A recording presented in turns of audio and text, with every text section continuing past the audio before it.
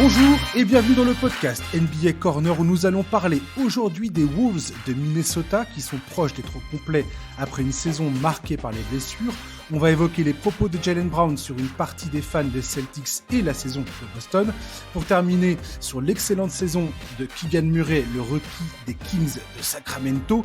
Pour m'accompagner, j'ai le bonheur de recevoir Antoine Pimel, journaliste chez Rivers Magazine. Bonjour Antoine. Salut Josh. Écoute, ravi d'être là. Une première pour moi dans le NBA Corner. Ça fait plaisir. J'avais hâte de t'inviter. Il y a ton collègue Chai qui est passé il n'y a pas longtemps. Théo, c'est un habitué du podcast. Je sais, maintenant c'est mon tour, ça me fait plaisir. Ouais. J'essaie de faire aussi bien qu'eux. Bah écoute, j'en suis persuadé. La dernière fois que j'ai passé... Quand Théo m'avait invité dans votre podcast sur Rivers Mag, j'avais beaucoup aimé parler avec vous trois. Donc voilà, j'avais hâte de t'inviter. Je suis très content que tu sois là. Ouais, écoute, super. Plaisir partagé. Yes. Je voulais qu'on parle rapidement. Vous avez sorti chez Rivers un MOOC Michael Jordan. Pour moi, c'est un vrai événement parce que Michael Jordan, forcément, vu que je suis un vieux quarantenaire, forcément, je suis archi fan de ce mec-là. C'est mon dieu, hein, Michael Jordan. Je voulais que tu me parles un peu de ce MOOC. Qu'est-ce qu'on y trouve dans cet exemplaire? Alors pour nous aussi, pour le coup, c'est aussi un événement. Hein. Clairement, c'est un MOOC qu'on se garde de côté depuis un moment. Donc 240 pages spéciales Michael Jordan. C'est pas une c'est pas une biographie de Michael Jordan, mais on a vraiment essayé, en tout cas on a eu l'ambition de raconter ce qu'est Michael Jordan à travers différents articles, portraits. On a essayé d'aborder le plus d'aspects de sa vie, de sa carrière, pas seulement le joueur, mais aussi l'homme. Donc il y a aussi évidemment les côtés sombres, il y a la gloire, il y a ce qui est un peu moins glorieux. Il y a, j'espère et je pense, j'ose affirmer des histoires qui sont peut-être moins connues, même si on entend évidemment beaucoup de choses sur Michael Jordan, surtout en plus depuis The Last Dance, la nouvelle génération a aussi été mise au parfum. Mais voilà, franchement, il y a 240 pages, c'est très complet. C'est un de nos plus beaux MOOC. Honnêtement, donc voilà, j'invite tout le monde, les plus curieux à aller jeter un œil. C'est disponible sur le store de Basket Session et non, franchement, vraiment sans prétention, je trouve qu'on a fait du bon boulot. On a la chance aussi d'avoir, pour nous parler de Michael Jordan, d'avoir eu avec nous Oxmo Puccino, Mustapha Sonko, Sam Smith, Antoine Leroy. Enfin voilà, il y a des invités, il y a du monde, Jacques Monclar évidemment. Donc voilà, je vous invite à aller jeter un coup d'œil. C'est ça qui fait la force de vos propositions dans votre MOOC à chaque fois. Hein. Je veux dire, je vais pas encenser encore une fois votre MOOC parce que je pense que les auditeurs de ce podcast savent à quel point j'ai énormément de respect pour votre travail. Mais c'est ça le truc qui vous démarque vraiment, je trouve, du reste. C'est la qualité de vos invités, la qualité des points de vue que vous exposez là-dedans et la parole, enfin à qui vous donnez la parole en fait. Et c'est vraiment toujours hyper qualitatif. Je voulais vite fait te poser la question parce que là il y a un débat en ce moment, le débat éternel sur le débat du GOAT, LeBron James, Michael Jordan. Sans rentrer dans le détail de ce débat parce que j'ai pas envie de te faire ce coup-là sans préparation. Même moi, hein, j'ai pas envie de rentrer là-dedans. Mais il y a un truc que j'ai trouvé très intéressant ces derniers temps. L'argument, je sais pas si j'en ai vraiment parlé l'autre fois quand j'avais fait un podcast sur Michael Jordan et sur le débat du GOAT justement, ça m'est déjà arrivé de traiter de ce sujet-là dans le podcast. Un truc que je trouve très intéressant, c'est l'aspect, la peur qu'inspirait Michael Jordan dans le cœur de ses adversaires. Et le fait que LeBron James peut-être a moins ce côté-là dans son rapport avec ses adversaires au fil des années, tout au long de sa carrière. Et c'est vrai que Michael Jordan, quand on entend les histoires le concernant, des gens qui l'ont affronté, il y avait vraiment ce côté-là chez lui. C'est marrant parce que ça me fait rebondir sur deux choses. Ouais. Déjà, justement, en faisant ce MOOC, on a pu parler, ou même moi en parlant avec mes collègues ou à d'autres personnes qui ont eu l'occasion de rencontrer Michael Jordan, donc par exemple comme Théo et Shai, ce qui ressort souvent, c'est le charisme énorme, et je pense que c'est un euphémisme, de Michael Jordan. Ouais. Il y a une aura chez ce type qui est gigantesque, Et du coup, t'imagines un gars qui a autant d'aura, si un soir t'es face à lui sur le parquet et que lui il décide qu'il va te pourrir la vie et qu'il va te faire passer la pire soirée de ta vie professionnellement parlant, oui, je pense que ça inspirait de la peur. Et la deuxième chose auquel ça me fait penser, j'ai vu passer une quote de Gilbert Arenas. Alors, bon, Gilbert Arenas a des analyses qui sont, voilà, qui sont ce qu'elles sont. Oui, Ça dépend des sujets, on va dire. tout à fait, je suis d'accord avec toi. Mais pour le coup, ce qu'il disait, alors, pareil, je sais pas vraiment si c'est vrai, mais il disait Jordan, Brian, Kobe, Iverson, c'est des mecs qui peuvent te faire peur parce que, en tant que joueur, dans le sens où c'est des gars qui peuvent te coller 60, 70 points sur la tête, 50 points. Alors, et voilà, son argument, c'était de dire, bon, LeBron, il est en 29-9-9, ça me fait pas peur, tu vois. Bon, je trouve ça exagéré, je suis pas sûr que ce soit tout à fait correct, mais je comprends l'idée un peu de se dire, t'as un espèce d'attaquant féroce. Je pense quand même que LeBron fait peur. Hein. Je me coupe au passage moi-même. Je Tout à pense que fait. LeBron fait quand même peur à ses adversaires. Je pense que LeBron en playoff, quand les Warriors jouaient les Cavaliers, euh, même les séries où ils ont Kevin Durant et où ils gagnent largement, Tout à fait. je pense que à tout moment tu te dis mais ce mec-là il peut mettre 25 points de suite ou dans le quatrième quart-temps prendre feu et te faire gagner un match à lui tout seul. Donc bon, je pense quand même qu'il inspire de la crainte, mais je comprends l'idée de se dire que des scoreurs comme Michael Jordan ou Kobe Bryant, si t'es le défenseur attitré, t'es pas, tu dois quand même avoir une bonne dose de trac avant le coup d'envoi, quoi. Ouais, ouais, je sais pas comment exprimer ça. Moi qui ai suivi, enfin, j'ai commencé ma carrière de fan, on va dire, en suivant Michael Jordan, et c'est vrai que tu ressentais ça. Enfin, c'est cette espèce voilà, le côté truc un peu classique qu'on dit concernant Michael Jordan, son côté tueur et tout ça. Et c'est vrai que je pense que quand tu étais un adversaire de Michael Jordan, tu avais peur. Enfin, ça semblait être vraiment le boss de fin de niveau ultime, quoi. Ouais. Personne n'arrivait à le descendre de son trône. Et Kobe Bryant, je me souviens avoir ressenti ça aussi beaucoup. Moi qui étais fan des Celtics à un moment, pendant la finale 2008, je me souviens, j'étais plus pour Boston que pour Los Angeles. Los Angeles. Mais Kobe Bryant me faisait mais ultra peur, quoi. Le mec était effrayant.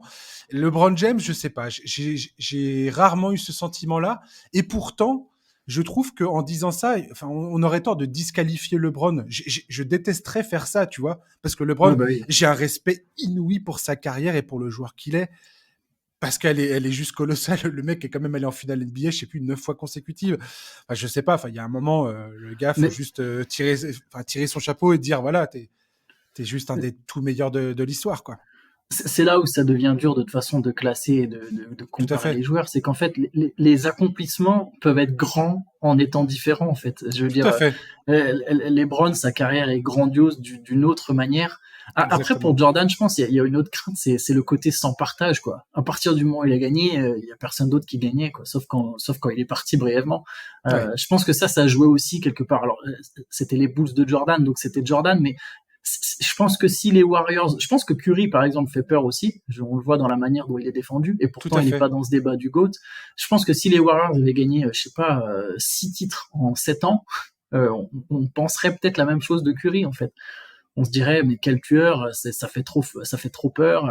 Bon, je pense que c'est un mix un peu de tout, du charisme, de l'attitude, du profil, de la gagne, etc. Ouais, complètement. On va rester sur cette magnifique analyse et on va enchaîner tout de suite. On va faire un petit tour de l'actualité NBA pour commencer ce Ouais, podcast. Je voulais parler vite fait de la blessure de Paul George, qui, heureusement pour les fans des Clippers, apparemment, donc il n'y a pas d'opération qui va être nécessaire. Hein, il s'est blessé au genou face au Thunder cette semaine. Il devrait manquer le reste de la saison régulière. Potentiel retour au premier tour. Alors, est-ce qu'il va être là pour débuter le premier tour? C'est pas sûr. Peut-être qu'il va arriver en cours de route. Actuellement, les Clippers sont 5e à l'ouest. Devant eux, il y a les Suns de Phoenix qui sont 4e. Ils sont vraiment au coude à coude. ouais, Euh, Kevin Durant, lui, est à l'infirmerie côté Suns.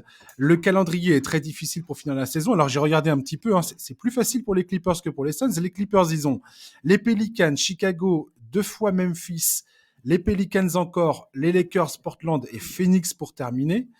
Et pour les Suns, eux, ils sont sur un truc assez fou. Ils ont Sacramento, Philadelphie, Utah, Minnesota, Denver, Oklahoma, San Antonio, Denver encore, les Lakers et les Clippers.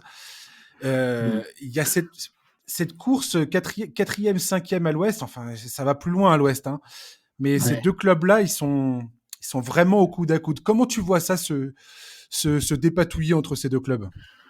Bah, l'ironie, c'est que peut-être c'est sur la dernière journée. Du coup, je savais pas qui se jouait là. Tu m'apprends quelque chose. Je savais pas qui se jouait sur le dernier match. Ouais, le 9 avril, ouais. C'est peut-être sur le dernier match qu'on saura laquelle des deux aura l'avantage du terrain. Je pense que les deux équipes vont plus ou moins rester 4 et 5. Alors peu importe, peut-être que les Clippers seront 4 et les Suns 5, mais je veux dire, je vois pas Phoenix remonter jusqu'à la troisième place. Et je vois pas non plus, même si je sais que c'est serré, les Clippers sont pas beaucoup d'avance. Sur Golden State, ouais, voilà, sur Golden State, et même au final sur tous les autres. Complètement, sur une série, tout ça se joue à rien en fait. Ouais, il y a très peu d'écart. Il y a un match et demi d'écart entre. Non, pardon, il y a 2 matchs d'écart entre les Clippers 5e et les Timberwolves 7e. Mais je pense que Los Angeles et Phoenix, devraient, selon moi, je pense pouvoir rester 4 et 5. Par contre, sur qui aura l'avantage du terrain, ça risque de jouer sur la dernière place. Et pour la série de playoffs, c'est intéressant ce que tu soulignes, parce qu'au final, c'est deux équipes à qui il manque une star, et c'est à quelle star revient le plus vite, le plus frais, sera le plus vite dans le rythme, parce que ça va être important pour le coup, dès le premier tour, d'avoir dès le premier match d'être au complet. La série, elle s'annonce apocalyptique là. Pour moi, on a deux équipes. Alors, elles sont 4 et 5, donc normalement les favoris sont un peu plus hauts, mais je pense qu'on a vraiment deux équipes qui ont potentiellement le potentiel pour être les deux meilleures équipes de la conférence Ouest, je pense. Dans les certitudes, non, là c'est pas le cas, on est d'accord, hein, Denver a montré plus de choses, etc. Il y a d'autres candidats, mais je pense que sur le papier, il y a des scénarios où Phoenix ou Los Angeles sortent de l'Ouest. Je ne dis pas que je dis pas que c'est la plus grosse probabilité, mais si tout clique, je me dis que si tout clique à Phoenix, t'as quand même trop de talent pour. C'est un grand si tout clique. Mais et pareil pour les Clippers. Donc ça sera important de savoir qui revient quand et dans quel état. Je me frotte les mains d'une potentielle série de playoffs avec Westbrook d'un côté et Kevin Durant de l'autre. Parce que j'ai suivi le Thunder pendant très très longtemps avec ces deux gars-là en tête de gondole, et forcément ça va être très étonnant de voir tu sais, le parcours qu'il y a eu depuis, surtout, le passif qu'il y a eu, que ce soit Durant et Westbrook, chacun de leur côté, pour en arriver où ils en sont là, c'est assez, le storytelling est assez mortel. On en est loin, puisque la seule chose dont on est sûr dans la conférence Ouest pour l'instant, c'est qu'on est sûr de rien. Grosso modo, c'est complètement ça aujourd'hui, la conférence Ouest, je sais pas qui est capable de prédire ce qui va se passer d'ici la fin de la saison. Tout va se jouer jusqu'au dernier match, j'ai l'impression, quoi. Ouais, c'est clair. Mais là, tu perds un match, tu perds 3 places. Le Thunder, ils ont perdu cette nuit, ils se retrouvent, ils sont passés de la 8e à la 11e place. Donc, tu sors carrément du play-in. Ils sont même plus dans le play-in. Ça n'a aucun sens. Ouais, c'est jusqu'à Utah qui est 12e, tu te dis que ça peut vraiment encore jouer le play-in et donc les playoffs, parce qu'après sur un ou deux matchs coup près, pareil, tu sais jamais ce que ça peut donner, quoi. C'est complètement dingue. Ouais, c'est fou. Je voulais parler aussi avec toi vite fait du retour de Ja Morant. Ja Morant qui a manqué 9 matchs, il a fait son retour face à Houston en sortie de banc. C'est lui-même qui avait suggéré cette idée-là à Taylor Jenkins. Aussi parce que Tyus Jones est peut-être un des meilleurs backups au poste de meneur de jeu de toute la ligue. Je suis toujours halluciné par ce mec. Sur ces 9 matchs, Memphis a gagné 6 matchs, elle en a perdu 3.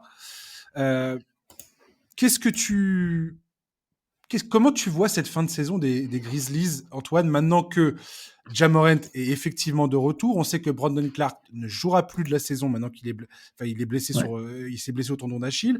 Steven Adams devrait bientôt faire son retour. Il a failli faire son retour d'ailleurs face à Houston. Est-ce que les Grizzlies, pour toi, c'est encore un des sérieux contenders à l'Ouest pour le coup ou pas? Ou c'est trop le bordel concernant les Grizzlies? Alors, il se trouve que moi, je fais partie des sceptiques, mais je mets des guillemets à sceptiques. C'est pas tant que c'est pas tant que je ne crois pas du tout aux Grizzlies, c'est une équipe qui, pour moi, performe très bien en saison régulière Mhm. parce qu'elle est régulière déjà. Hein. Elle a des bases solides, elle a, elle a, elle a des acquis défensifs qui lui permettent de mieux voyager que d'autres. Enfin, quand je dis voyager, je parle pas forcément de match à l'extérieur, mais de naviguer de match en match. Tu vois, tu as une base sur laquelle tu peux te reposer et ça t'aide Tout à à battre des fait. équipes plus faibles. Tu tombes moins dans des pièges. Donc, quelque part, c'est pas que je me méfie de la deuxième place des Grizzlies. Ça reste une très bonne équipe avec une superstar, il y a un super coaching. Il y a un Jaren Jackson Jr. qui progresse. Il y a un Desmond Bain aussi qui a passé un cap. Par contre, je pense je me demande quel est le. J'ai l'impression que cette équipe en playoff, il va falloir que certaines individualités haussent encore leur niveau de jeu, Mm. autre que Morant. Je pense que là, le retour de Morant, bon, ça va redonner une espèce de sérénité, tu vois, ils vont repartir dans leur truc. Je pense que les histoires, elles vont rester pour le moment derrière lui. Pour le moment, après, on sait pas, ça dépendra de lui, de ses choix dans sa vie, etc. Mais je pense que pour Mm. le moment, je me dis pas que ça va impacter, par exemple, la campagne des Grizzlies en playoff. J'ai pas l'impression que ce soit l'attitude du groupe, surtout qu'il est apprécié dans le groupe. Tout à fait, ouais. Donc c'est leur leader. Tout ça, sur le moral de l'équipe, je m'inquiète pas. Par contre, moi, mes limites ont toujours été là, c'était de savoir est-ce qu'en playoff, quand le niveau de jeu s'élève, quand ça joue différemment et quand tu as besoin que tes individualités pèsent un peu plus, ce qui est un peu ironique dans un sport collectif, est-ce que Desmond Bain va être toujours aussi fort? Sur lui, j'ai pas l'air de je pense qu'il va être bon. Est-ce que Jaren Jackson va être bon? Oui, mais combien de fautes il va prendre? Tu vois, il y a Ouais, toujours ce ouais. truc avec Jaren Jackson. Quel va être Est-ce qu'il son va impact retrouver, ouais. offensif? Est-ce qu'il va tomber dans ses travers en termes de fautes et tout ça? Voilà, effectivement, ouais, il y a plein de questions qui se posent encore. Et offensivement, il va falloir que. Alors là, c'est bien. Là, il est en train de passer un cap. Par exemple, là, sur les derniers matchs, il fait un match à 37 points. Je sais plus si c'est le dernier ou celui d'avant. Tu vois, il y a une progression offensive. Hmm. Va falloir que ça se confirme parce que oui, la défense fait gagner des titres. On aime bien ce adage, mais il faut aussi mettre des points. Et, et voilà. Et l'an dernier en playoff, par exemple, Memphis, je les avais trouvés le niveau de jeu dans la série contre les Timberwolves, je me dis ça, pour moi, c'était cataclysmique, quoi. Vraiment, Ouais. c'était la série entre je suis méchant un peu, mais c'était pas digne des playoffs. Par contre, après, ils avaient Et aussi un peu leur c'était niveau un de peu jeu le quand tu vois. foutoir sur Voilà, le c'était le terrain, quoi. foutoir. Ouais, ouais, Exactement, c'était le c'était foutoir. très brouillon, C'est- t'es là, waouh, les gars. C'était ça. Ouais. Voilà, c'est ça. T'as mis le doigt dessus. C'est ça. C'est exactement ça. Et du coup, même si évidemment il y a une progression, je me dis, est-ce que cette équipe est déjà prête vraiment à peser en NBA? J'ai encore quelques petits doutes, moi perso. Je sais pas ce que toi t'en penses, mais Bah, moi, voilà. je pense que Steven Adams, bizarrement, Ouais, la profusion va leur faire au du bien. rebond offensif de Steven Adams, je pensais pas que ça allait être aussi important comment dire, dans le profil de cette équipe. Et son absence a montré que si, parce Ouais, que cette équipe offensivement a encore du mal à être efficace, elle a du mal à aller chercher des points. Enfin, tout n'est pas fluide en fait offensivement dans cette équipe. Ils sont très feu follet, très tout feu tout flamme, très. Il y a ouais, plein d'enthousiasme et tout ça, mais il y a pas beaucoup de maîtrise encore de ce qu'ils veulent faire et ouais, de discipline. Voilà, c'est plus ça que j'essaie de dire.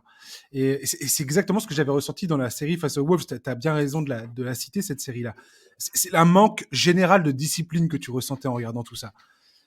Maintenant, ouais, ça les empêche pas, comme tu dis aussi très bien, les Grizzlies, ils peuvent se reposer sur une défense absolument qui peut être un vrai verrou, un vrai cadenas, et ça leur permet d'aller gagner des matchs où tu te dis mais il y a aucune chance qu'ils gagnent ce truc, quoi. Et si, parce qu'ils vont faire chier le monde, et on l'avait vu dans la série d'après avec les Warriors, où ils étaient vraiment capables d'aller de proposer une qualité défensive qui leur permettait de toujours rester dans le match. Et après, ouais. t'étais à un coup d'éclat d'un De joueur, Jamorant, de ouais. Jamorant ou d'un autre joueur, Ou d'un autre, ouais. de Desmond Bell qui tout d'un coup te plante 5 tirs à 3 points, tu sais pas d'où ça vient. Et ils vont gagner le match, quoi. Et tu te dis, mais attends, c'est pas possible qu'ils gagnent ce truc, quoi. Et si, ils le gagnent. Donc, elle est très difficile à lire, cette équipe. Maintenant, je pense que l'absence de Brandon Clark, pour moi, en tout cas, elle est importante. Ouais, Moi, je suis tout à fait du genre de mec qui dit que les role players ont tendance à avoir des rôles hyper importants dans les séries de playoffs. Et Brandon Clark, je trouve il apportait énormément de choses à cette équipe, notamment une capacité d'adaptation en fonction de l'adversaire. Et je pense qu'il va leur manquer, en fait. Voilà. Je suis tout à fait d'accord, sachant qu'en plus, c'est pas encore l'équipe la plus profonde de la ligue. Il y a du talent, bien sûr, hein, il y a du talent, c'est pas juste le 5 majeur, mais c'est pas non plus une équipe qui a une bardée de vétérans sur le banc. C'est ça. Et clairement, je pense que c'est un joueur qui va manquer. Après, il y a une chose, et ça rend honneur quelque part à leur bonne saison régulière, c'est que je pense qu'ils sont dans la partie de tableau, a priori, si les choses devaient en rester là, a priori un peu plus simple. Là, pareil, c'est simple, faut relativiser, mais je pense, tu vois, pour moi, Denver, Phoenix, Clippers, c'est vraiment les trois grosses équipes de l'Ouest. Parce qu'on a des certitudes, parce qu'on voilà, a plus de certitudes quelque part. On a déjà vu ces mecs-là faire ce qu'ils savent faire, quoi. C'est ça. Et, voilà, on peut toujours se dire que les Warriors sont aussi potentiellement partie des favoris, mais cette saison, on ne sait pas trop ce que ça donne avec Wiggins, etc. Est-ce qu'il va rejouer? Donc bref, je me dis que Phoenix, Clippers, Nuggets, si ça devait en rester là, au deuxième tour, il y en a déjà un des deux qui est sorti, puis il y en a encore une autre qui sort. Memphis serait dans une partie de tableau un peu plus simple, encore une fois relativisée. Donc potentiellement, ils ont leur carte à jouer pour aller loin, tu vois, pour passer un tour de plus que l'an dernier. Mais bon, j'ai quelques limites.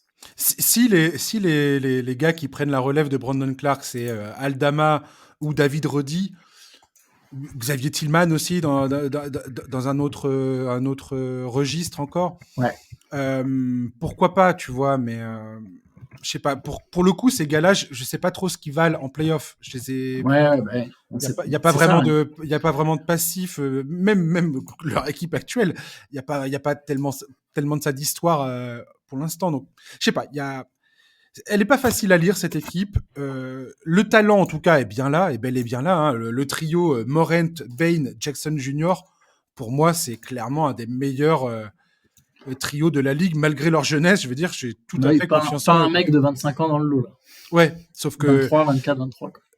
T'es Memphis, t'as ces trois gars-là, mais t'es parti pour 10 ans avec ces mecs-là si t'arrives à les garder. Clairement, quoi. Clairement, ouais. Donc, non, c'est ça. Donc voilà, il y a toujours ça, quoi. Donc ouais, à confirmer, on verra bien, à suivre, effectivement. Mais les Grizzlies pour moi, peuvent sortir n'importe qui quelque part. Ça me semble pas fou de me dire qu'ils sont favoris qui pourraient vaincre n'importe quelle équipe sur leur chemin, quoi. Ça me semblerait pas dingue. Après, en finale NBA, par exemple, admettons s'ils arrivaient à se hisser jusque-là, ce qui serait un exploit phénoménal. Ça serait fort. Ouais.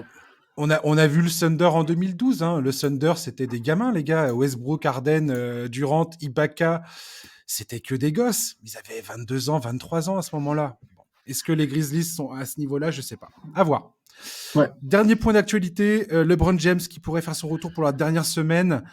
Les Lakers qui arrivent pour l'instant à se maintenir plus ou moins dans le play-in. Les Lakers, LeBron James, tout ça, vas-y. Je pense que ce soit pour un match ou deux, ça sera toujours bon à prendre, de toute façon, hein, pour les Lakers, d'avoir LeBron. Même si là, ils trouvent une espèce de dynamique sans lui. C'est ça. Et c'est plutôt une bonne nouvelle, je pense, pour eux. D'habitude, les équipes de LeBron sont souvent très faibles sans LeBron parce qu'elles sont essentiellement tournées autour de LeBron. Là, ils sont à 7-5 sans lui, avec Austin Reeves qui monte en puissance dans un rôle important en attaque. Il a le ballon, il provoque des fautes, il joue des pick and roll. Il est plus dans un rôle de complément là. Austin Reeves. Il a même des superstars. Il a même des coups de sifflet, qui sont dignes d'un joueur de premier rang, quoi. Ouais, clairement. Le facteur Lakers, c'est lui d'ailleurs que les Lakers c'était l'équipe qui a la plus grande disparité de lancers francs sur la ligue par rapport à leurs adversaires. Et donc oui, Austin Reeves, il a des coups de sifflet, mais il a aussi cette capacité, je trouve, à provoquer des fautes et à percuter. Je pense qu'il a un potentiel vraiment intéressant. Il va devoir se réhabituer à un autre rôle. Quand LeBron va revenir, il y aura forcément une petite adaptation pour chacun des joueurs aujourd'hui, mais ça reste LeBron James, donc je pense que de toute façon, même si c'est juste pour un match avant la fin de la saison régulière, le dernier match, c'est toujours surtout que je pense que LeBron sur des matchs coup près, match de play-in, tu te dis que bon, là, il va mettre en route la machine. C'est dur de parier contre LeBron. Oui, L'histoire voilà, c'est te fait ça. que t'as jamais envie de parier contre LeBron, quoi. C'est ça. À partir du moment où LeBron James est en face de toi, dans une série de playoffs, ou comme tu dis, dans un match à élimination directe dans le play-in, potentiellement, bon, t'as jamais envie d'avoir ce mec-là en face de toi, clairement, quoi. Puis un LeBron en mission en plus, parce que bon, ils ont Voilà. pas joué les playoffs l'an dernier. Parce que là, il est vraiment déterminé à les jouer. Ils ont fait des bonnes acquisitions avant la Ouais, trade deadline. ouais, leur Donc, équipe tourne mieux là. ouais, C'est donc carrément. Ouais. bon. Je me dis que bon, les Lakers sont dans une position, je pense, favorable. Après, voilà, on en revient à l'Ouest. Hein, c'est tellement dingue la course que bon, tu peux pas, tu peux pas miser. Enfin, tu peux pas. C'est trop dur de parier et de savoir aujourd'hui. Mais bon, j'arrive à être optimiste pour Los Angeles. Ouais. On va parler d'un autre sac de nœuds de la conférence Ouest, les Timberwolves de Minnesota. Ouais, Après 52 matchs manqués en raison d'une blessure au mollet, Karl Anthony Towns a fait son retour dans l'effectif face aux Hawks la nuit dernière. C'est même lui qui a marqué les 2 lancers francs en fin de rencontre pour permettre à son équipe de s'imposer à domicile. Il y avait une ambiance de dingue. On voit bien que tout le monde était très content de le voir revenir, ses coéquipiers aussi. Anthony Edwards, qui lui est blessé à la cheville depuis la semaine dernière dans un match face aux Bulls, est proche de faire son retour également dans l'effectif. Il a failli jouer face aux Hawks. Finalement, ils ont décidé d'attendre un petit peu plus, probablement à raison. Minnesota est actuellement 7e de la conférence Ouest, avec un calendrier très intéressant pour cette fin de saison. Là, ils vont jouer donc les prochains matchs des Wolves, ça va être Golden State, donc, adversaire ouais, direct, hein, clairement. ouais, clairement. Ouais. Sacramento, Phoenix, on en a parlé tout à l'heure. Pareil, ils sont en chasse de victoire. Les Lakers, idem. Ensuite, il y aura Portland, Brooklyn qui sont chiants à jouer ces derniers temps. Les Spurs et les Pelicans pour finir la saison. Euh, En février dernier, à la date limite des transferts, l'équipe s'est séparée de D'Angelo Russell pour faire venir Mike Conley, avec Nickel Alexander Walker dans le lot. Antoine, est-ce que les Wolves sont en mesure de jouer les troubles faits dans le classement de la conférence Ouest et d'arracher une place qualificative directe en playoff ou pas, à ton avis? Ouh, C'est un peu une, direct. c'est un peu une question à la con, parce que comme on vient de le dire tout à l'heure, grosso modo, t'enchaînes 3 victoires consécutives, les Wolves Oui. peuvent être tout à fait qualifiés directement en playoff, quoi. Ouais. Alors, c'est une question difficile. Est-ce que, j'ai- en fait, le premier truc En que j'ai fait, envie de je veux dire, mesurer, ouais, ta confiance dans l'état des Wolves aujourd'hui, ouais, notamment, je précise, notamment parce que eux sont proches de récupérer à peu près tout le monde. Il y a eu il y a eu quelques éléments là qui se sont, on va en parler, mais je vais te laisser d'abord répondre. Alors que derrière, voilà, les Clippers, il y a des blessés, Phoenix, il y a des blessés, les Warriors, on sait toujours pas si Wiggins va revenir ou pas. Voilà. le truc, le point avec les Wolves, c'est que je trouve que c'est une équipe irrégulière. Ouais. J'ai du mal. Alors là, ils sont sur 2 victoires de suite, donc c'est le début d'une bonne dynamique. Euh, Est-ce que Minnesota est capable d'en gagner 5 de suite, par exemple? Ouais, je vois. De faire Quel un que soit run, en le point fait. de la Hmm. saison, voilà, exactement, de faire un run. Euh, je ne sais pas si cette équipe a ça en elle. Par contre, l'ironie, c'est qu'elle a peut-être pas besoin de gagner 5 matchs de suite pour finir 6e. Parce qu'au final, c'est pas seulement qu'est-ce que tu fais toi, c'est aussi ce que font les autres. Et si les autres se plantent aussi, par exemple, je pourrais dire la même chose des Warriors. Les Warriors sont une équipe irrégulière aussi cette saison. Terriblement irrégulière. Dallas est irrégulier. Les Lakers ne sont pas réguliers. Enfin, toutes les équipes celles qui est juste devant et celles qui sont derrière ne sont pas non plus des équipes régulières. Donc c'est un peu au jeu de qui s'en sortira le mieux. Maintenant, pour le fait qu'ils vont être au complet, c'est vrai que c'est a priori quelque chose de très positif. Tu récupères tes stars, etc. T'es donc en pleine puissance.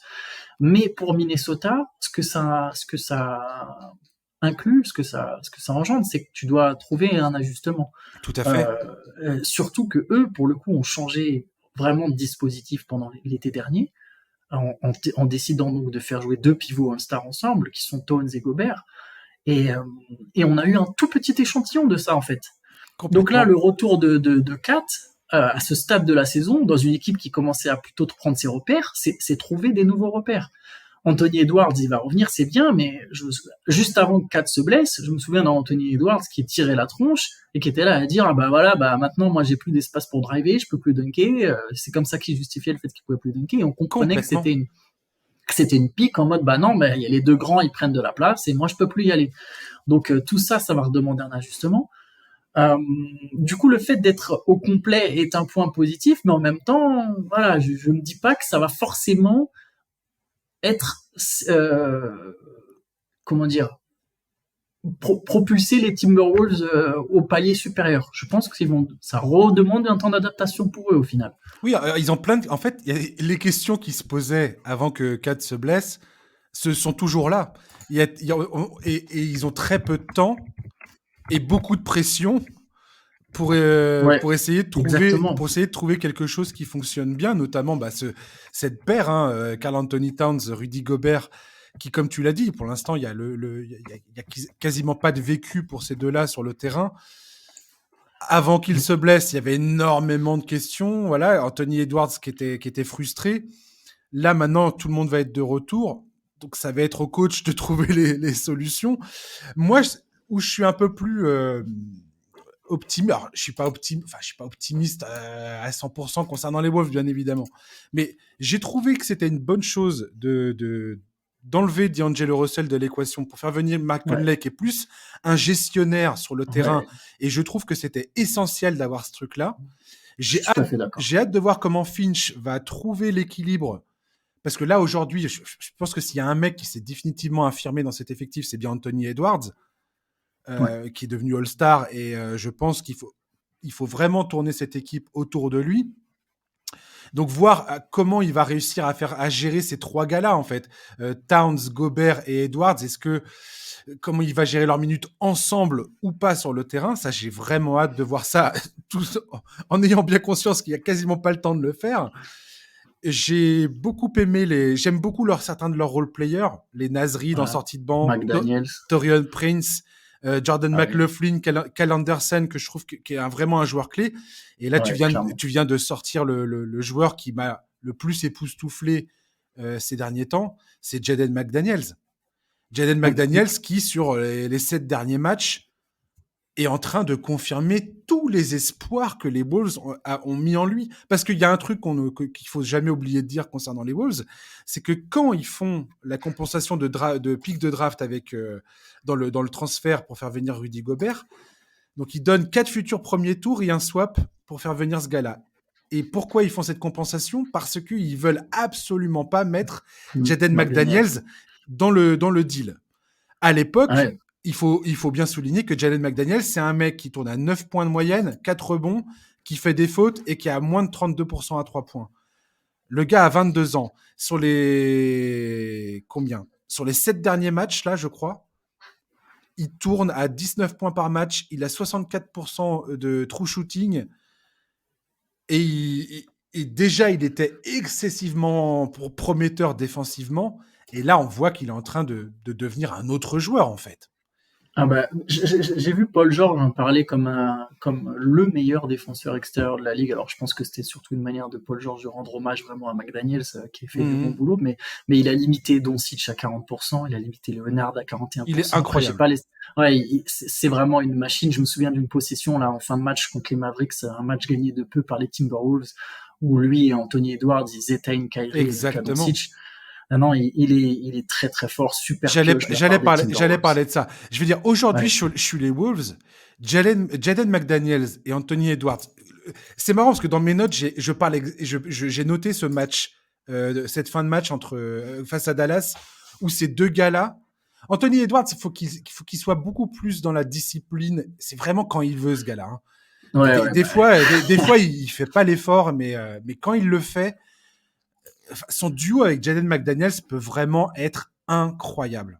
Incroyable. bah, Et rien que pour ça, les Wolves, j'ai cet optimisme-là les concernant. en fait, les Wolves, tu sais, moi, je les vois d'une certaine manière, c'est que c'est une équipe qui a tout si tu regardes pas dans le détail. C'est-à-dire que c'est une équipe qui a des stars. Il y a Mhm. quand même 3 All-Stars. C'est pas donné à tout le monde. Il n'y a pas toutes les équipes qui ont 3 All-Stars, sachant que le plus prometteur d'entre eux est très jeune et c'est un premier choix de draft. Il y Ouais. a des vétérans. Il y a des bons défenseurs. il y a des jeunes prometteurs. Il y a de la profondeur parce que comme tu l'as très bien dit, par exemple ça c'est un truc qu'en début de saison moi j'avais pas du tout auquel j'avais pas prêté attention, mais les Timberwolves ont de la profondeur de banc. Naz Reid comme tu as cité, Taurean Prince, Kyle Anderson, très bonne pioche, excellente pioche. Kyle Anderson. T'as l'impression que Kyle Anderson partout où il passe, s'il joue, ça va bien se passer. Donc t'as des mecs et c'est des mecs importants, ça me rappelle les Sean Battier, tu vois, les mecs comme ça, les mecs qui te font gagner, les mecs dont t'as besoin dans ton équipe pour gagner. Donc si tu regardes ce prisme, tu te dis Minnesota, c'est solide, tu vois.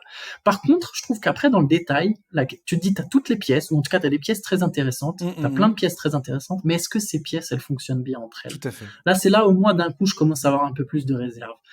J'ai l'impression que j'ai une petite stat pour toi, là. Je vais aller la chercher là à l'instant. Rudy Gobert et Karl Anthony Towns, alors l'échantillon est très faible, ils ont joué 20 matchs et 416 minutes ensemble. Pendant ces 416 minutes, les Timberwolves ont que plus 0,1 points marqués sur leur adversaire sur 100 possessions. Bon, ça reste positif, même si 0,1, on peut dire que c'est neutre. Mais voilà, on voit que ce duo, il est pas en train de dominer. C'est qu'une stat, il y a pas de contexte, elle est un peu brute. Mais si je devais lui donner du contexte, c'est quand Gobert joue en même temps que Kat, Towns, il est obligé de jouer complètement au large. Alors lui, ça le dérange pas, il aime bien shooter de loin. Mais tu perds un peu quand même, je trouve, une arme. C'est-à-dire que tu es obligé, c'est pour ton spacing, tu es obligé que Karl Anthony Towns, il joue en mec qui va juste attendre derrière la ligne, entre guillemets, juste attendre derrière la ligne à 3 points, parce que c'est pas tout à fait ça, il va quand même jouer des 1 contre 1, juste il part de plus loin. Donc tu te prives un peu aussi d'une arme, c'est quand même un mec de mètre 8, 2 mètres 10 qui est puissant, hein. Il pourrait jouer de haut panier, Karl Anthony Towns, il va poster des mecs, hein. Complètement. Et là, voilà, il est obligé de jouer un peu différemment. Ça c'est pour l'attaque, mais pour moi l'attaque c'est pas le point le plus inquiétant. Je trouve que défensivement, quand ils vont jouer avec Gobert et Towns, et là pour le coup pareil, alors j'ai plus la stat exacte, mais je sais qu'ils sont Minnesota, c'est l'équipe. Alors évidemment c'est sur la saison et Kat n'a pas joué toute la saison, mais je pense que son retour ne va que empirer la chose. C'est la 27e équipe en NBA, donc la quatrième plus mauvaise en termes de pourcentage en 3 points des adversaires. Ouais. C'est-à-dire que les Timberwolves, quand tu as 2 grands comme ça, il y en a forcément un qui se fait prendre de vitesse. Donc Gobert, souvent, il est dans la raquette. Kat, il est exposé au fait de se prendre d'être pris de vitesse par des attaquants plus mobiles. Donc tu te resserres. Il y a des espaces pour l'adversaire, des shooters seuls derrière la ligne à 3 points. Ça ressort la balle et boum. Et Minnesota se prend beaucoup de paniers à 3 points et surtout laisse un gros pourcentage, parce que c'est souvent des tirs ouverts, à leurs adversaires à 3 points. Et en playoff, je pense que ça va être, si playoff il y a, je pense que ça va être exploité, mais à l'infini par les équipes adverses. Et ça va demander d'être super adroit pour tenir le rythme, en fait. Donc Minnesota, malgré toutes ses qualités, les qualités des Timberwolves, il va falloir être très adroit à 3 points parce qu'il y a de fortes chances que eux en prennent un paquet. Voilà, il y a des petites réserves. Je sais pas trop comment ça va marcher toutes ces pièces ensemble, quoi. Si j'étais même un peu plus, si je me projette un peu, je suis d'accord avec toi. Je pense que ça doit être l'équipe d'Anthony Edwards, et je ne sais pas combien de temps ils vont pouvoir garder les 2 pivots ensemble, en fait, pour être honnête. Après, voilà, là je vois peut-être trop loin. C'est pas la question du jour, hein, mais je me demande. Après, voilà, pour revenir juste à la 6e place. C'est pas impossible, mais je pense plutôt qu'ils seront en tête de liste du play-in. En tout cas, ils ont leur carte à jouer pour jouer les playoffs, clairement, très clairement, là, sur ça. Par contre, quelles sont leurs possibilités réelles? Là, après ça. Oui, c'est ça la grande question. En fait, je pense, le truc que je l'ai déjà dit en parlant des Wolves, parce que c'est pas la première fois que je parle des Wolves dans ce podcast, mais c'est les rotations, en fait. Je trouve, tu vois ce qu'on vient de dire, par exemple, sur le fait que les Wolves coche de nombreuses cases. Avec Rudy Gobert, ils ont une défense intérieure, un mec qui est excellent défenseur à l'intérieur, capable de prendre des rebonds et ainsi de suite. Enfin, on connaît les qualités de Rudy Gobert. Karl Anthony Towns, un joueur qui est capable d'être adroit et ainsi de suite. Tout ça, on le sait. Je trouve que Chris Finch a à sa disposition des possibilités incroyables en termes d'ajustement pour n'importe quel adversaire. Ouais. Maintenant, tu es obligé de prendre potentiellement des décisions qui sont difficiles, à savoir, tiens, on va jouer tel adversaire en play-off, est-ce qu'on peut décemment jouer Towns et Rudy Gobert dans le 5 tous les deux dès l'entame? Probablement pas. et c'est ces décisions-là que j'ai hâte de voir est-ce que Greenfield va être capable de prendre ces décisions ou pas. Je me souviens Tyronn Lue avec les Clippers, parce que ça m'avait souvent marqué, qui était capable de faire un small ball extrême pour pouvoir emmerder Utah quand ils s'étaient rencontrés en playoff il y a 1 ou 2 saisons de ça. Ouais. Bon, bah, en fait, j'ai l'impression que les Wolves il va falloir être capable de dire à certains joueurs, bon, bah, là, sur ce match-up-là, c'est pas bon. Il va falloir que tu sois en sortie de banc ou que tu joues que 15-20 minutes parce que là, ça nous arrange pas, en fait. Maintenant, en termes d'avenir, je pense véritablement que les Wolves, avec Jaden McDaniels et Anthony Edwards, ils ont, Ouais, il y a une base. ils ont clairement 2 pépites de dingue pour construire cette équipe, en fait. Et peu importe si à l'avenir, on se dit, le pari de Rudy Gobert était pas le bon. Est-ce qu'ils vont finir par transférer Karl Anthony Towns parce que je sais pas ce que réserve l'avenir aux Wolves et je sais pas Ouais. quelles décisions difficiles ils vont devoir prendre. Mais à partir du moment où j'ai ces 2 gars-là dans mon effectif, franchement, je me dis que j'arriverai toujours à m'en sortir quelque part. Surtout que ces 2 gars-là sont jeunes, archi jeunes, quoi. Non, c'est clair. Bah, je suis d'accord. Le duo, moi aussi, le duo, je le trouve très intriguant, très excitant.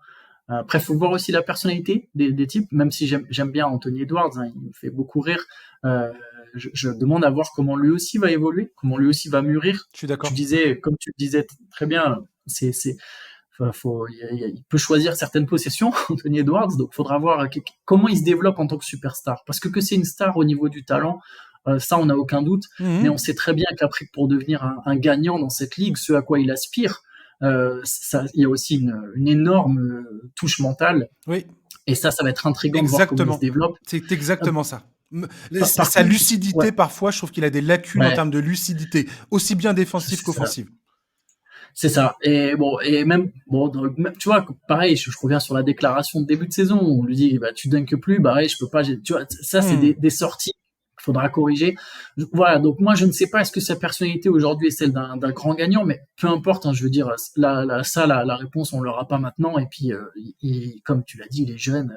On peut pas demander à un gamin de 21 ans, de 22 ans, à un jeune de 21 ans, 22 ans d'être parfait. C'est impossible. Donc on verra comment il se développe. Par contre, juste sur ce que tu disais, moi je suis tout à fait d'accord avec toi, ils vont devoir faire des choix. Par contre, ce qui me fait peur, enfin c'est pas que ça me fait peur, mais que souvent les franchises NBA, et surtout quand elles payent un lourd tribut pour faire venir, pour aller au bout de leurs idées. Donc eux, leur idée c'était de dire non mais nous on veut une autre star et notre autre star c'est Gobert Tout à et fait. nous ça va marcher les deux grands. Quand des équipes investissent autant dedans, elles se détournent pas vite, tu vois, de ce pourquoi elles ont payé 4 tours de draft plus un swap et 4 joueurs, dont Exactement. Vanderbilt.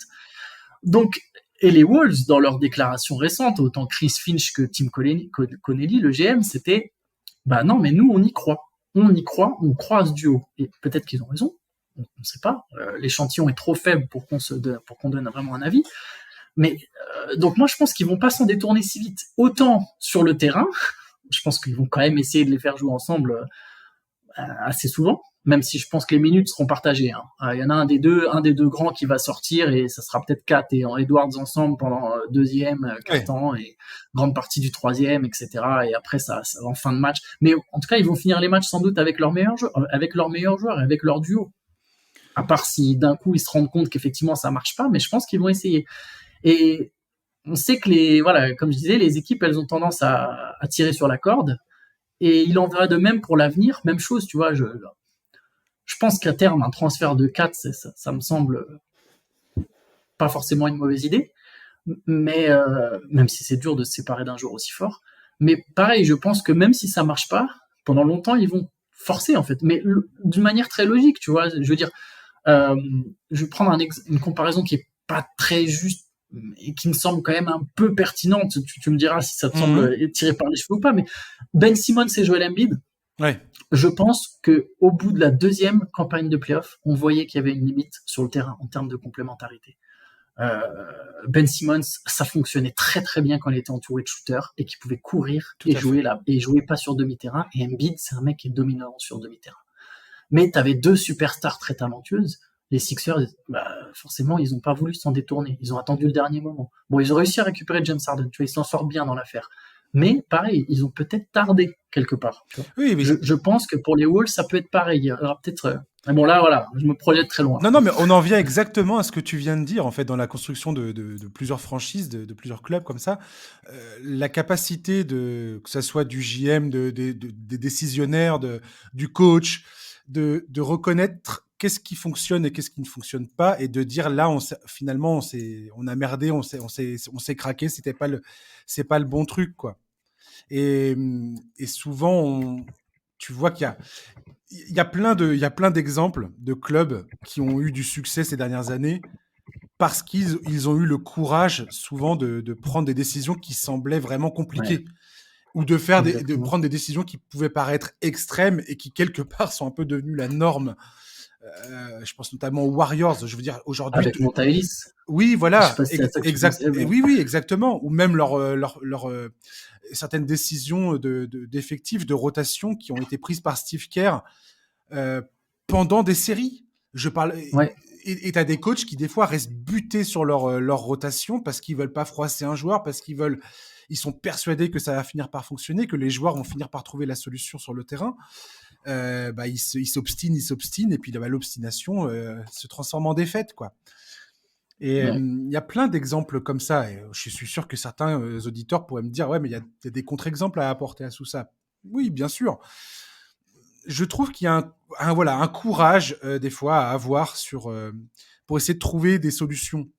Les Wolves ont cette espèce de particularité d'avoir, comme tu disais tout à l'heure, un équilibre entre vétérans et jeunes talents. Mais est-ce que c'est pas un peu too much? Parce que finalement, le coup de Rudy Gobert semblait être un peu un truc qui tout double, quoi. On sacrifie beaucoup de nos assets pour faire venir un gars, pour résoudre des problèmes immédiats, en espérant avoir des résultats immédiats. Et là, on a l'impression que ça va pas porter ses fruits. En tout cas, personne ne voit les Wolves comme un contender en force aujourd'hui, quoi. Et c'est ça. Et si tu te souviens bien, quand Gobert il arrive, alors évidemment Rudy c'est quelqu'un de très ambitieux, donc bon, faut pas non plus se fier à tout ce qu'il dit, mais il parle de titre. Oui, Il parle de. Alors bon, c'est une gimmick, mais ça sort, tu vois. Quand Rudy Gobert arrive, il y a des papiers sur est-ce que les Timberwolves vont finir dans le top 3 de la conférence Ouest.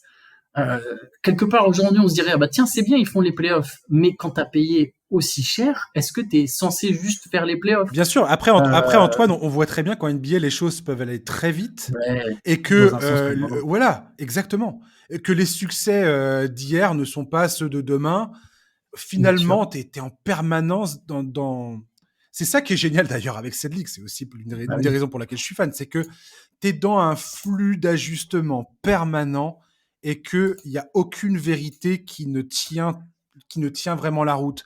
Et c'est pour ça que Je suis quand je d'accord. regarde un club comme les Warriors, qui aujourd'hui, pour moi, ça fait 10 ans que les Warriors sont arrivés sur la scène. Je me souviendrai toujours des playoffs 2013 où, Ouais. beaucoup d'équipes voyaient cette équipe-là arriver en se disant, oh là là là là, eux, s'ils trouvent le truc, s'ils enclenchent la vitesse supérieure, ça va faire très très mal. Et en 2013, on commençait à voir les Warriors pointer le bout de leur nez. Et t'imagines, ça fait 10 ans aujourd'hui qu'ils sont là, quoi.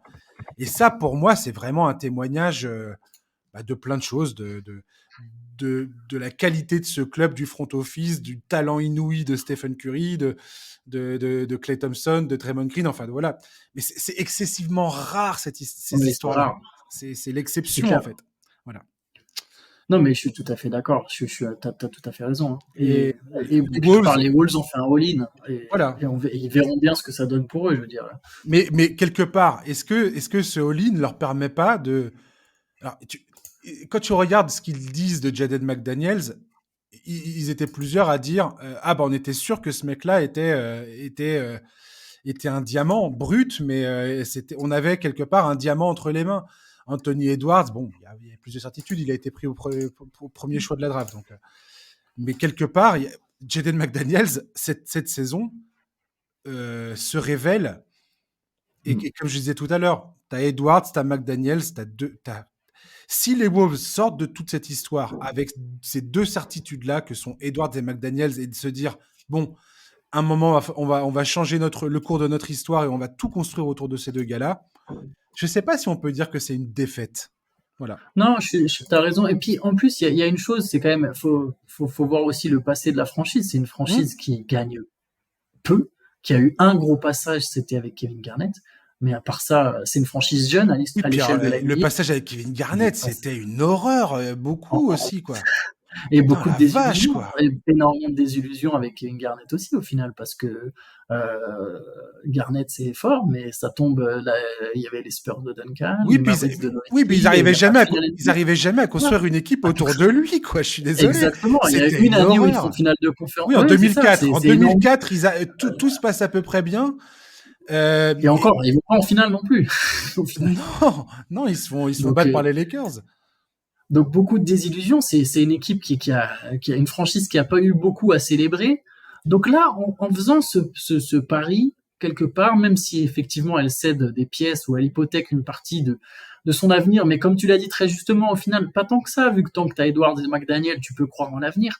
Quelque part, elle se met dans une position d'être compétitive. D'être compétitive, pas juste un an, mais peut-être voilà, ça Oui, rester un peu plus durablement dans ce ventre mou au haut de classement de la conférence Ouest, qui peut être un peu la place du con, mais pour une franchise comme ça, c'est déjà important parce mais qu'une fois que tu es dans cette position, tu sais jamais ce qui peut oui, arriver. et ils osent, c'est ce que tu as dit tout à l'heure. Voilà, Ils c'est ça. osent. Et je suis désolé. À un moment, les pics de draft, ça va, c'est cool. Mais il y a un moment, qu'est-ce que ça vaut aussi? Si t'arrêtes pas de faire Oui, des choix de merde, alors demandez aux ex- Kings, mais c'est qu'on ça. fait pendant des années, ils font pas les playoffs, pendant des années, ils ont des pics de draft qui ne deviennent rien, absolument rien. Comme tu l'as dit tout à l'heure, demain, les Wolves disent, c'est la culture qu'il faut changer en fait dans une franchise. Et les Wolves, c'est ce qu'ils essayent de faire. Et rien que pour Ouais. ça, je respecte ce qu'ils font. Et demain, ça marche pas. Ils décident de dire bon allez, le pari Rudy Gobert, ça va pas fonctionner. Bon, pour l'instant, ça paraît être un échec. Ok. Allez, on débranche, on recommence tout et on reconstruit autour de McDaniels et d'Edwards. Tu fais un trade de Carl Anthony Towns. Ouais, Tu crois que tu vas pas tu récupérer récupères. les pics de Ah draft? bah si, Mais bien tu sûr que récupères oui. tout ce que t'as. Ouais, tu Donc, récupères tout ce que t'as donné. qu'est-ce que t'en as à péter de les avoir donnés puis Rudy Gobert et d'avoir osé tenter quelque chose? Il y a un moment, faut arrêter de voir les pics de draft comme un espèce de truc sacro-saint auquel il faut pas toucher, Ouais. quoi. Oui, surtout si c'est compétitif, c'est des pics entre la 15e et la 20e place à la draft. Exactement. Donc bon. Non, je suis d'accord. Je suis d'accord avec toi. Voilà, on va parler de Jalen Brown. On va avancer parce que Ouais, pardon. non, Ouais. non, mais pas de problème. Je voulais parler des Wolves beaucoup et je suis content qu'on l'ait fait et que voilà. Et Jaden McDaniel, j'invite tout le monde à s'intéresser à ce joueur parce que franchement, en train de devenir un vrai joueur. J'adore ce genre de joueurs qui se transforment littéralement sur une saison, quoi. Et Tu c'est ce sens qu'il est en qu'il train de prend faire. confiance. Ouais, Même quand il parle, là, j'ai vu une interview récente de lui avec Sham Charania et tu sens qu'il y a une espèce de prise de conscience et prise de confiance. Prise de exactement, conscience de qui il peut être et prise de confiance du coup sur ses capacités. Donc exactement. ça peut que monter les joueurs comme ça. On va parler un peu plus rapidement parce que c'est des sujets que j'ai déjà abordés, notamment les Celtics, mais je voulais te demander ton opinion sur Jalen Brown, qui a fait une sortie là sur les fans de Boston, Ouais. voilà, qui a aussi abordé dans un magnifique portrait qui a été publié sur le site The Ringer par Logan Murdoch, qui a fait un portrait de Jalen Brown, qui parle un peu de tout ça justement, en fait, de la relation de Jalen Brown avec les Celtics, le fait qu'il ait été dans les rumeurs de transfert, sa relation avec Kyrie Irving, le fait que bah, voilà, les fans des Celtics, c'est un peu, il y en a, oui, il y a une partie de ces fans qui sont un peu, un peu On too peut dire much, on va dire. il y a une frange très puritaine de l'Amérique Exactement. qui réside à Boston. Merci, tu le dis Alors, on très peut dire bien. ça comme ça. J'avais pas les mots tout d'un coup. Euh, et les Celtics, là, qui sont dans une phase, on va dire que les Celtics, qui étaient présentés comme le grand favori de la conférence Est, voire le grand favori pour remporter le titre cette saison, tout d'un coup se sont fait doubler par les Bucks. Tout d'un coup, voient dans le rétroviseur les Sixers qui sont en train de leur souffler dans la nuque et potentiellement pour leur capable de leur saisir leur deuxième place à l'Est. Derrick White a dit récemment que quelque part, il s'en fichait si c'était la première, deuxième ou troisième place, que quand tout le monde sera de retour, que quand ils retrouveront leur rythme à l'entrée des playoffs, logiquement, ça devrait bien se passer. Parce qu'il faut bien souligner que, notamment, Jason Tatum, depuis le All-Star Game, n'est pas dans la meilleure forme qui soit. Et que, grosso modo, je pense que s'il retrouve de sa superbe, tout ira beaucoup mieux. Est-ce que tu es inquiet pour les Celtics? Est-ce que le fait que Jaylen Brown aborde toutes ces questions aujourd'hui, c'est un signe pour toi qui est un peu inquiétant, ou faut rien lire d'autre que on lui a tendu un micro, il a répondu aux questions? Je dirais que pour l'instant T, pour la saison, là tout de suite, c'est pas inquiétant. Par contre, effectivement, c'est quelqu'un de très intelligent, Jaylen Brown. Et dans ses déclarations, voilà, il s'engage pas auprès des Celtics. Clairement, on peut résumer ça comme ça. On peut même voir, notamment sur la déclaration, je trouve très intéressante, c'est celle où il dit, bah voilà, je sais que très bien que Tatum et Kevin Durant, ils sont potes. Donc forcément, je me suis posé des questions au moment où il y avait les rumeurs. On sait que les Celtics auraient proposé Jaylen Brown aux Nets en échange de Kevin Durant en compagnie de Derrick White et des tours de draft. Donc voilà, il est conscient de ça. Je pense que c'est pas, je pense que les Celtics ne doivent pas prendre Jaylen Brown pour acquis. Exactement, ouais. C'est-à-dire qu'ils ont un très beau duo avec Tatum et Brown, peut-être le meilleur de la ligue, mais faut pas le prendre pour acquis.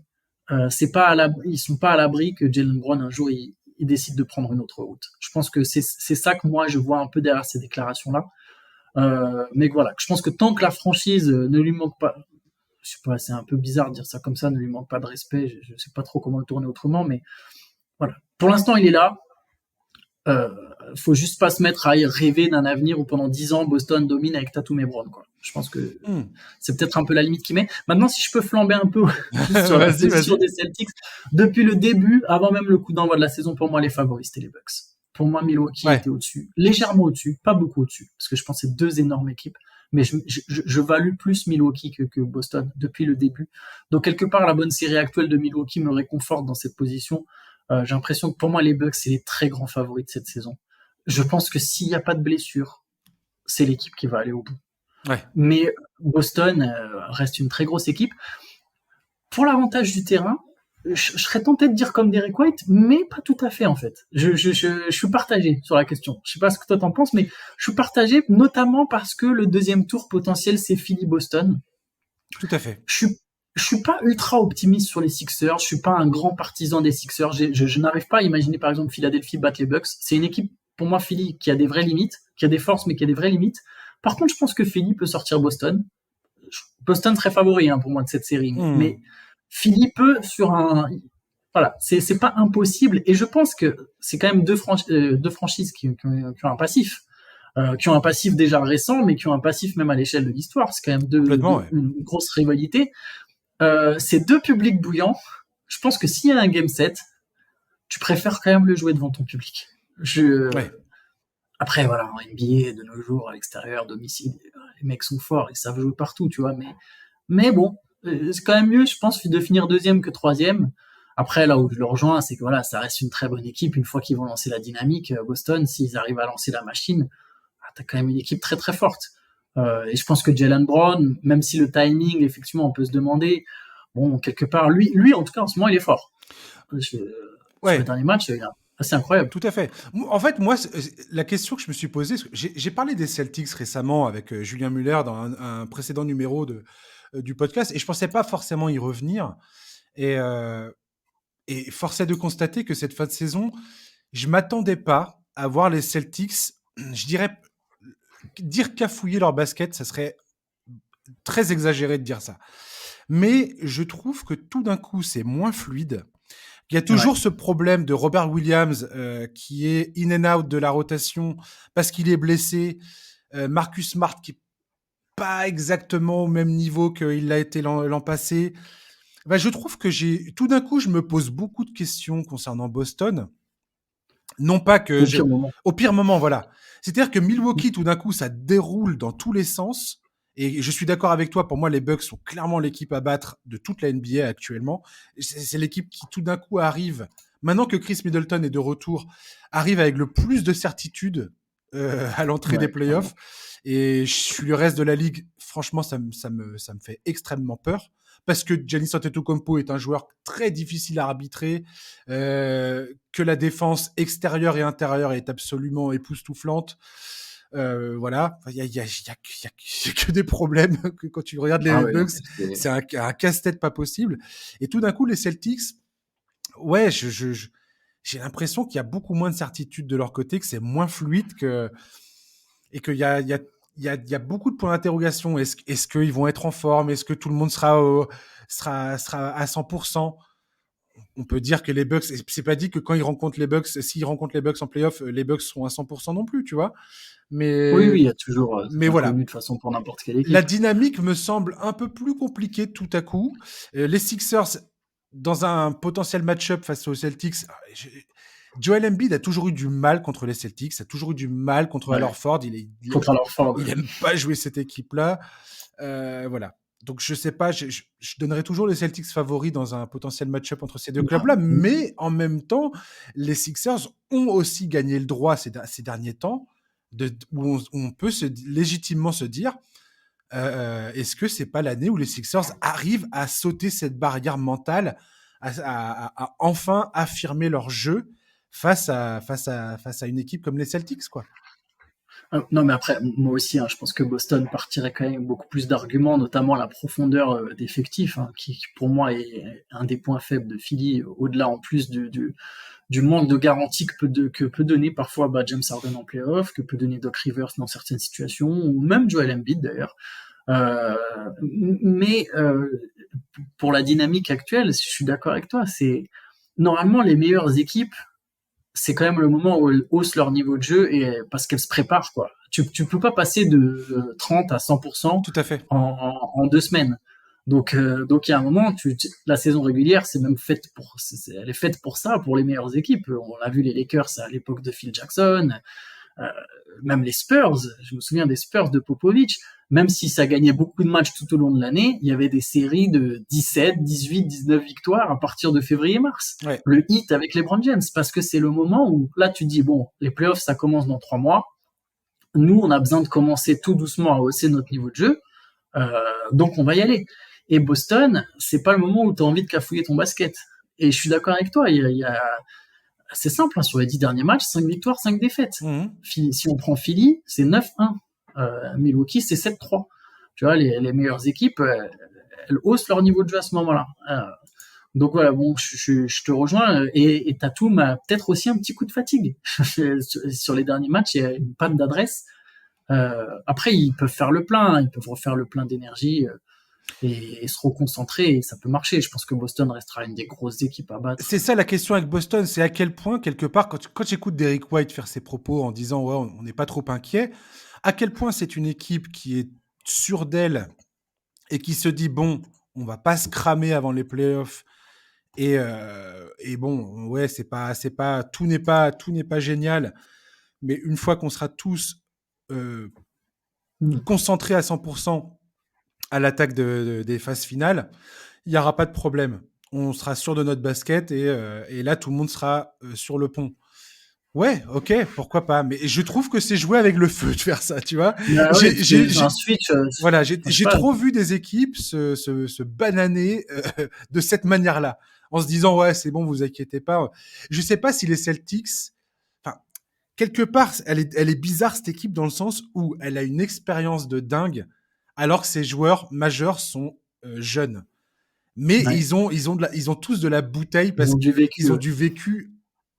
C'est hallucinant le vécu qu'ils ont, quoi. Donc, Ouais. tu vois, c'est voilà, encore une équipe où je suis pas toujours hyper à l'aise pour dire. En tout cas, j'irai pas balancer des certitudes les concernant, tu vois. Non, c'est sûr. Après, pour eux, l'état de santé de Robert Williams, c'est C'est déterminant. Tu exactement l'as ça. Ouais. souligné, ils ont besoin de lui. C'est un joueur primordial, et notamment si tu réfléchis aux affrontements éventuels contre Milwaukee ou contre Philadelphie, Exactement. je pense qu'ils peuvent pas passer sans Robert Williams. Je suis complètement d'accord. Donc bon. Donc à voir, ouais, c'est à voir, vraiment. Et on va terminer ce podcast. Je voulais parler vite fait de Keegan Murray, le rookie des Kings, parce que la semaine dernière, j'ai discuté avec Elvis Rocan des trophées, dont celui de rookie de l'année. On a évoqué plusieurs noms. Et je voulais corriger quand même ce que j'estime être une erreur de ma part, le fait de ne pas avoir cité Keegan Murray dans cette conversation. Ce qui est hallucinant avec ce mec-là, c'est qu'il a été très critiqué parce que les Kings l'ont choisi en 4e position de la draft et tout le monde a dit « Ouais, c'est beaucoup trop haut pour ce gars-là ». Il a gagné le titre de MVP de la Summer League. Pour ce que ça vaut, on peut rire en entendant ça, mais n'empêche qu'il nous avait montré dès cet été des très belles choses. Je trouve qu'il réalise une saison exemplaire, qu'il a eu un rôle primordial dans le fait que les Kings, aujourd'hui, vont se qualifier tranquilles pour les playoffs après 16 années à ne pas à ne pas goûter aux phases finales.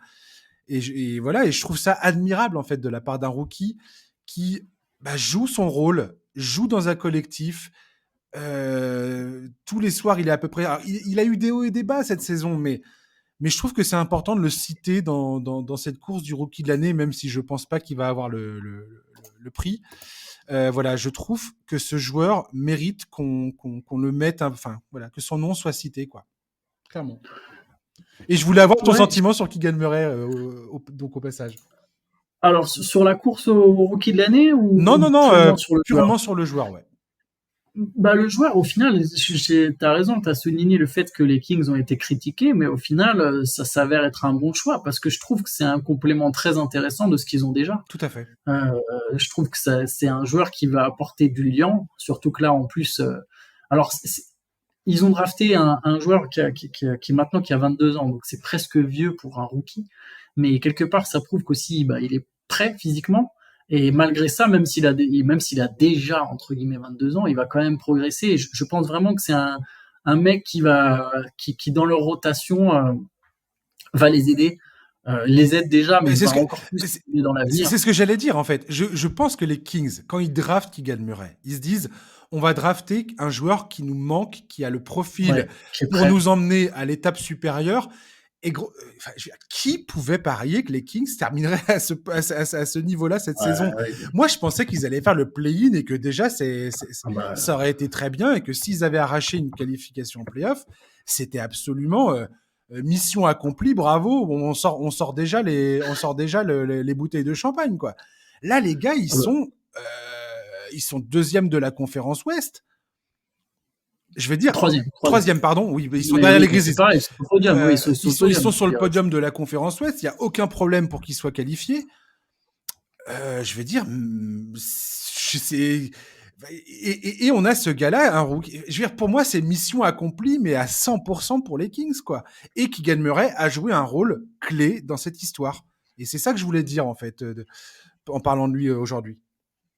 Non, clairement, ce que je trouve intéressant en plus, c'est que j'ai l'impression que Keegan Murray, c'est un joueur, si je devais me projeter, qui sera dans un registre à la Harrison Barnes, qui est un autre joueur des Kings. Tout à fait. Et du coup, j'aime bien le mettre dans cette lignée. Alors, je ne sais pas s'il sera. Harrison Barnes, c'est quand même un super joueur. D'Aaron Fox, elle l'a comparé à Michael Bridges, carrément. Alors, défensivement, je pense pas qu'il en soit là, par exemple, Keegan Murray, mais s'il est entre Michael Bridges et Harrison Barnes, c'est pas mal. Ouais. C'est pas mal, j'ai envie de dire. Non, clairement, mais en tout cas, à l'heure actuelle, c'est un mec qui va mettre des 3 points, qui a en plus, qui va du coup avoir la chance en tant que rookie de jouer les playoffs et de jouer et d'avoir un rôle en playoffs, d'être titulaire dans une équipe de playoffs. C'est de l'expérience très importante à engranger tôt dans sa carrière. Ça ne peut que l'aider par la suite. Donc franchement, très belle pioche de la part des Kings. Après, oui, je l'aurais pas mis, moi non plus, je pense, enfin, le rookie de l'année, je vois des joueurs qui ont eu plus d'impact que lui, ou même qui sont simplement meilleurs que lui, des meilleurs rookies, mais c'est une très bonne pioche, et notamment, surtout, en plus, le débat était vachement sur, ah ouais, mais Jaden Ivey, c'est peut-être un plus gros talent, etc. Mais je pense que Jaden Ivey, malgré toutes ses qualités, il aurait jamais pu faire la saison qu'a fait Keegan Murray avec Sacramento. Il aurait pas pu avoir le même impact, surtout en étant sur un poste plus proche de celui de Fox. Là, Keegan Murray, c'est parfait avec Huerter, Fox, Barnes, Sabonis. Tu dis que le 5 est ultra complémentaire. En fait, c'est très intéressant. En fait, les Kings ont drafté un joueur, c'est un plug and play. C'est-à-dire que le gars, ils l'ont pris en sachant très bien qu'il fallait un joueur qui soit capable d'être efficace et d'apporter ce qu'il cherchait. Et Keegan Murray a rempli parfaitement sa mission. Alors Oui, je suis complètement. peut-être que son plafond est moins élevé que certains joueurs de la draft, et ça l'avenir nous le dira, parce que c'est très compliqué de juger un joueur sur une seule saison. C'est C'est sûr. même totalement impossible. Maintenant, Keegan Murray, enfin, je veux dire, les Kings ont drafté un joueur en espérant qu'il allait remplir sa mission et leur permettre d'atteindre les playoffs. Les Kings ont complètement réussi ce truc-là, et je trouve il faut jamais l'oublier, en fait. Ouais, ben, en fait, ce que je trouve fort, c'est qu'ils ont bien évalué là où eux en étaient. C'est-à-dire, Exactement. comme tu l'as dit, toi, tu les voyais pas plus que le play-in ou peut-être faire se qualifier éventuellement en play-off. Moi, je pense que je les voyais play-in et pas se qualifier en play-off. Très sincèrement, Mhm. jamais j'aurais pensé que les Kings seraient aussi hauts. Eux, on se sont dit, nous, on est prêts, on croit en nous. Ok, on n'a pas besoin d'un talent de plus. On a déjà Fox, on a déjà Sabonis. On n'a pas besoin d'un jeune qu'on va développer pendant 5, 6 ans. C'est pas C'est ça qu'il nous ça. faut aujourd'hui. On a besoin d'un mec qu'on va effectivement pouvoir développer, mais qui va nous aider tout de suite. Donc, très bonne évaluation de leur situation. Et chapeau aux Kings au final. Mais tu vois, même sur le transfert d'Haliburton, je pense qu'ils seront effectivement pas gagnants à long terme parce qu'Haliburton est un joueur absolument génial. Mais quelque part, ils ont relancé la franchise et c'est ce qu'il Mhm. fallait à Sacramento. Euh, À un moment, t'as plus joué les playoffs depuis 2006, t'as besoin de regagner des matchs, mer- t'as plus besoin de reconstruire. merci de parler de ça, parce que j'allais zapper le truc, mais Sabonis. Alors, on a clairement les trois favoris pour le titre de MVP. Mais Sabonis, ce qu'il nous propose depuis 2-3 mois sur le terrain, Ah, c'est immense. c'est immense. Enfin, je veux dire, le gars a. Cette équipe est troisième de la conférence Ouest, et ce mec est absolument central. La qualité de son jeu est inouïe. C'est incroyable ce qu'il propose. Et pour moi, Ah, mais, on est toujours là à dire ah oui, mais il mérite d'être dans la conversation, il mérite d'être dans la conversation, il mérite d'être dans la conversation. Sabonis, pour moi, à mes yeux, en tout cas, personnellement, mérite d'être dans la conversation du MVP. Je lui donne pas le titre, mais son apport en termes de résultats des Kings cette saison est hallucinant. C'est mais il aura des hallucinant. votes, je pense. Je pense qu'il aura des votes en tant que cinquième place. J'aimerais Je crois qu'il beaucoup. vote 5 places. Ouais, ouais, C'est cinq ouais, ouais. places qu'il vote. Mais je pense qu'il aura des votes en tant que cinquième place. Il finira peut-être pas cinquième du classement MVP, mais il aura des votes. Autour de la quatrième, cinquième place, il y a des journalistes qui voteront forcément pour lui, je pense. En fait, tu vois, Il sera cité. dans tous les clubs dont on a parlé, que ce soit les Wolves, même les Celtics, d'une certaine façon, si on regarde les dernières années, comment ils ont bâti cette équipe, là, les Kings, ce que je veux dire par là, c'est qu'il n'y a pas il y a pas une seule et bonne façon de construire son équipe. Ouais. Il y a pas un seul objectif. Pour moi, c'est ça une des grandes erreurs ou un truc enfin, moi, en tout cas, je vis pas mon statut. En tant que fan de NBA, je vis pas les trucs comme ça. Je me dis pas c'est le titre ou c'est la mort, tu Bah vois. oui. Mais il n'y a qu'une équipe qui gagne, de toute façon, Voilà. il y en a 30, Et donc tu peux pas. je suis incapable de vivre la NBA de cette manière-là. Pour moi, c'est pas ça qui est intéressant. Ce qui est intéressant, c'est comment tu construis ton équipe et à quel point tu as conscience de d'où est ton équipe et de l'objectif qui est le tien. Les Kings, aujourd'hui, ont atteint à 100% leur objectif.